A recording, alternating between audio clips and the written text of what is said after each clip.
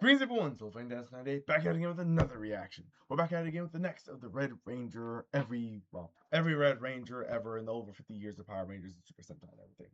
So, we'll get into it with the next part of the 1990s Red Rangers. I said it right this time. I didn't say 80s. I'm away from the 80s. I'm done with the 80s. We're back in the 90s. Oh yeah. The next Red Ranger was Goro O-Red. Hoshino, who transformed into O-Red from O-Ranger. Goro was a captain in the United Air Force Overtech hardware and an ace pilot with a lot of combat training. When the machine empire Baranoia began its invasion of Earth, Chief Counselor Miura used the ancient powers of Choriki to create the O-Ranger system.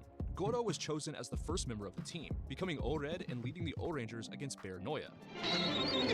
O-Red brings the Red Ranger archetype back into a more military style. After several Reds who were more fun and unique, Goro felt a lot more like a classic commander once again. He's serious, disciplined, quick-thinking, and trained in multiple forms of combat. He's the kind of Red Ranger who feels like he was built to lead a military squad. His abilities are tied to Choriki, a super energy connected to the lost civilization of Pangaea. So even though he's a professional soldier, his powers are ancient and mythic. O-Red marks a return to the disciplined, It's like mixing modern with ancient, so I guess it works as a nice contrast. tactical style of Red Ranger. He was the captain, an ace pilot, and the unquestioned leader. Goro shows that the Red Ranger archetype could still work as a serious military commander, while also being a part of the bigger, more mythological style that Sentai was developing in the 90s. Yep, Zeo class. Next up is Tommy Oliver, the face of Power Rangers during his time as Zeo Ranger 5 Red from Power Ranger Zeo.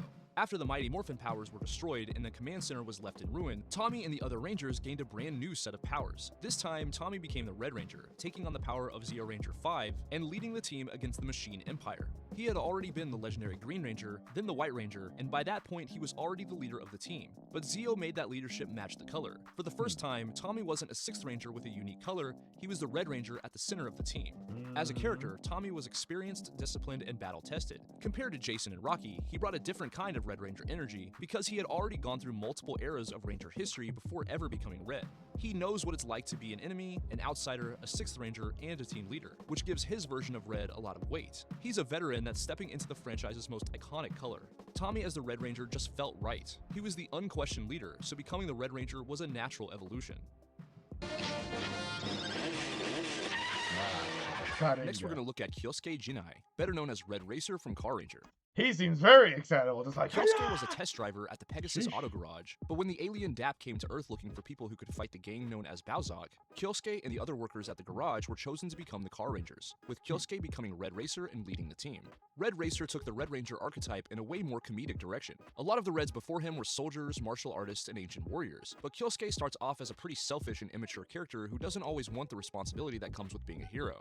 He's brave when it counts, but he also acts really ridiculous sometimes, adding to the absurd comedy of Car Ranger.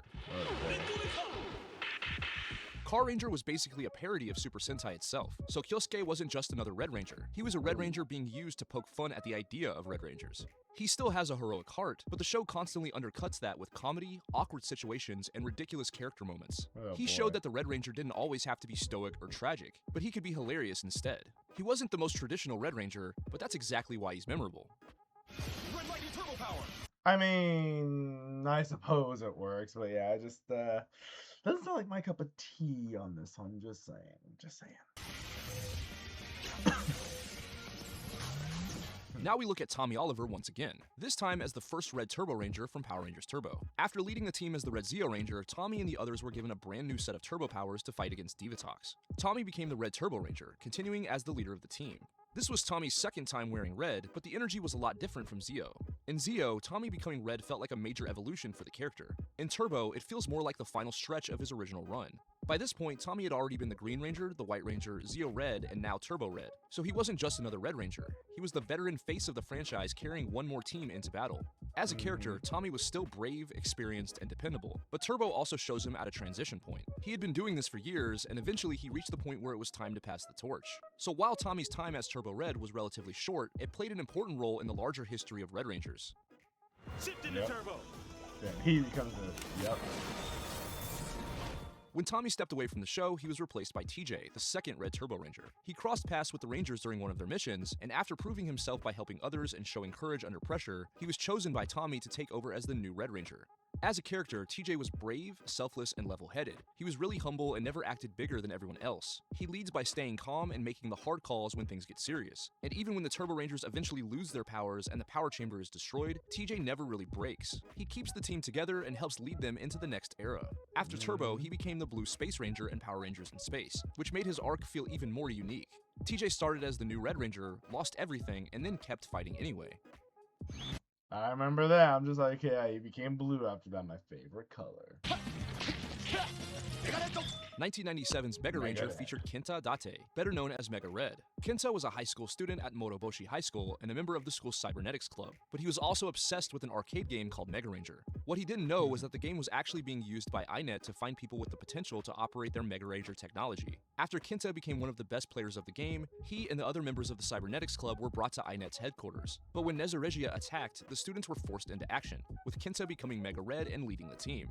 Now, it being a video game makes more sense with the whole Mega thing. I was just like, why are they called Mega? Why do they have buttons on their chest? Because that was always something that was weird to me. I thought it was like a color palette, but now seeing it as a video game data code makes more sense. He had a unique premise of being a normal person and a gamer. His skill with the arcade game is what put him on iNet's radar in the first place, which makes him feel a lot different from a lot of the Reds before him.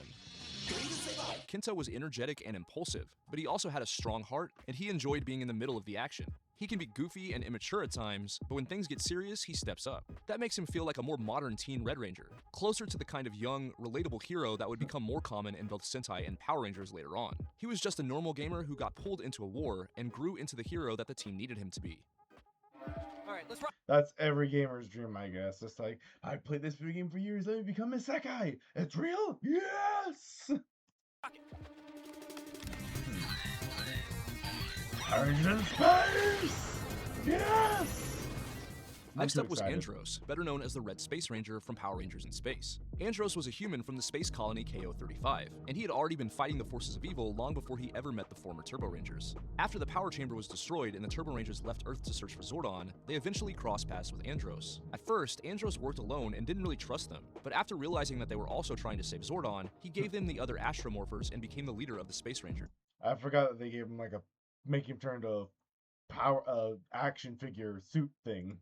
Andros is one of the most important Red Rangers in Power Rangers history because he completely changed the scale of what a Red Ranger could be. Before him, most Red Rangers were based on Earth and dealt with threats that came directly to their city. But Andros was already part of a much larger cosmic war. He comes from another world and carries the weight of the entire universe on his shoulders. As a character, Andros is more guarded and emotionally distant than a lot of the Reds before him. He starts off as a loner who's already been fighting for so long that he struggles to let people in. A huge part of his arc is learning to trust the team, while also dealing with the mystery of his missing sister Caron, who's eventually revealed to be Astronema. Power Rangers in Space didn't just continue the story from Turbo, it brought the entire Zordon era to a climax, and Andros was the Red Ranger at the center of it all. His decision to shatter Zordon's energy tube is one of the biggest moments in the franchise, purifying many of the major villains from the early era. Yep. That makes Andros more than just another Red Ranger. He's the Red Ranger who helped end the first major saga of Power Rangers. Yep. I remember the Psycho Rangers. Ooh. We also need to mention Neji Red from Neji Ranger. The Neji Rangers were evil mirrored versions of Mega Ranger, created by Dr. Hinelar with the sole purpose of destroying the heroes. Neji Red shapeshifted to gain an advantage and frame the Mega Rangers, but was ultimately defeated after being unable to function with the other Neji Rangers as a team. We're the Psycho Rangers. Power Rangers in Space adapted Neji Red into the Red Psycho Ranger, with a similar premise. The Psycho Rangers were created by Astronema and were determined to destroy the Space Rangers. These Rangers weren't around very long, but they're remembered fondly by the fandom because of how cool they looked and just how evil they were. No kidding, I remember these guys even now. They were my favorite part of the episode series. I think I wore out my VHS that had them there.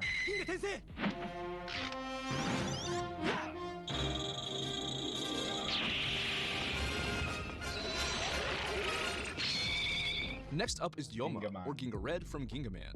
Yoma was a warrior from the hidden Ginga Forest and the younger brother of Hyuga, who was originally chosen to become the 133rd Ginga Red. But when the space pirates Barban were released and attacked during the Gingaman's initiation, Hyuga was knocked into a fissure. Before falling, he passed his Star Beast sword and the title of Ginga Red to Yoma, forcing him to step into the role his older brother was meant to have.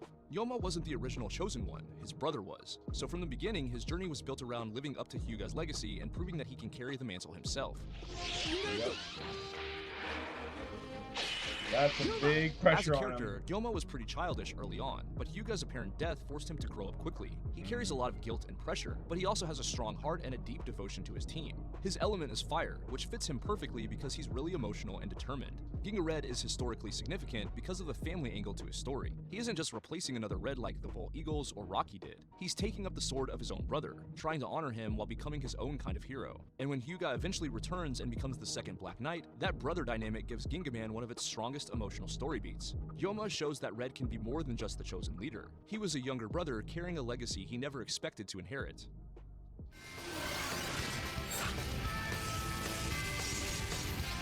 When Ginga Man was adapted into Power Rangers Lost Galaxy, the new Red Ranger was Leo Corbett, better known as the Red Galaxy Ranger. Leo wanted to join Terra Ventura, the massive space colony leaving Earth to search for a new world. But unlike his older brother Mike, Leo wasn't officially accepted onto the mission, so he stowed away to follow him. After a portal opened to the planet Miranoi, Leo, Mike, and the others were pulled into the search for the legendary Quasar Sabers. Mike was actually the one who pulled a red Quasar Saber from the stone, but after falling into a crevice during the battle with Furio, he passed the saber to Leo, allowing Leo to become the Red Galaxy Ranger. Much like Gyoma and Ginga Man, Leo wasn't the original chosen Red, Mike was. So from the beginning, Leo's journey was built around proving that he's worthy of the Red Ranger powers. He doesn't start as the perfect leader, he starts as the reckless younger brother who was looking for adventure, but suddenly had to carry the responsibility of being the Red Galaxy Ranger. Leo was brave, passionate, and hot-headed, often rushing into danger without thinking. But he also had a strong sense of loyalty and a deep desire to do the right thing. Over time, he grew from a stowaway chasing his brother into a real leader who earned the Red Ranger role through courage, sacrifice, and experience. He wasn't chosen first, but he earned the role anyway, and that makes his journey one of the strongest Red Ranger story arcs of the post-Zordon era. Always a fun time.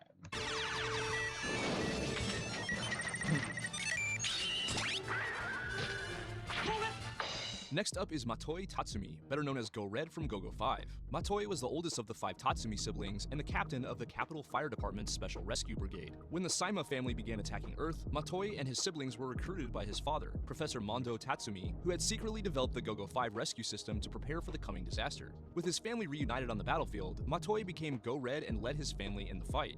Go Red took the Red Ranger archetype and grounded it in an emergency rescue role. He's a first responder and his entire identity is built around saving lives, protecting civilians, and running into danger when everyone else is trying to escape it. That gives him one of the most naturally heroic setups of any Red Ranger up to that point. Matoi was really serious and extremely protective of his family. Because he's the oldest sibling, he can be strict with the others, but it usually comes from a place of responsibility. He sees himself not just as the leader of the team, but as the big brother who has to keep everyone else alive. That makes his leadership feel personal in a way that's different from a military commander or a chosen warrior. Go-Go 5 took the sibling team idea from 5-Man and mixed it with a rescue theme. Matoi wasn't just a superhero in a broad sense, but someone whose entire persona is built around rescuing others. I must have the strength of yours. You'll never possess what I have. My strength comes from within. I have a heart. Next, we look at Carter Grayson, who morphed into the Red Lightspeed Ranger from Power Rangers Lightspeed Rescue. Carter was a firefighter in Mariner Bay and one of the best at what he did. As a child, he had been saved from a burning building by a mysterious firefighter, and that moment inspired him to become a firefighter himself. Years later, he was recruited by Captain Mitchell and Lightspeed Rescue to become the Red Ranger.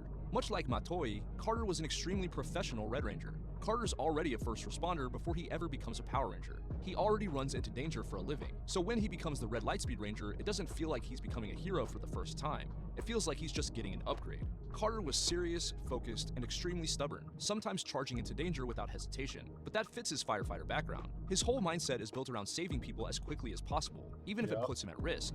Carter brought the Red Ranger archetype back down to earth in a really grounded way. He was fighting because people needed to be saved, and he was the guy for the job. Accurate? This is the 2000 section. I was gonna say, wait, this looks different. Alright, so this is the 2000 section. So that's the end of the 1990s Rangers. We're in the next generation of the 2000 era. Looking forward to seeing this one. I might break it up into 2 parts as well, considering... Yeah, it's a lot of 2000 Rangers. It's almost like 40 minutes worth of them. Jeezums. Yeesh. Anyway, hope you guys enjoyed the 1990s. I certainly did. Brought back a lot of nostalgia for myself. Looking forward to seeing what the 2000s bring to the table for their explanation of the storylines. Looking forward to seeing you guys there. I look forward to seeing you guys in all the videos coming forward as we have more Toku content, like more songs from Art 93. And I'll see you guys in those videos. Please take care. I'll see you all then. Bye.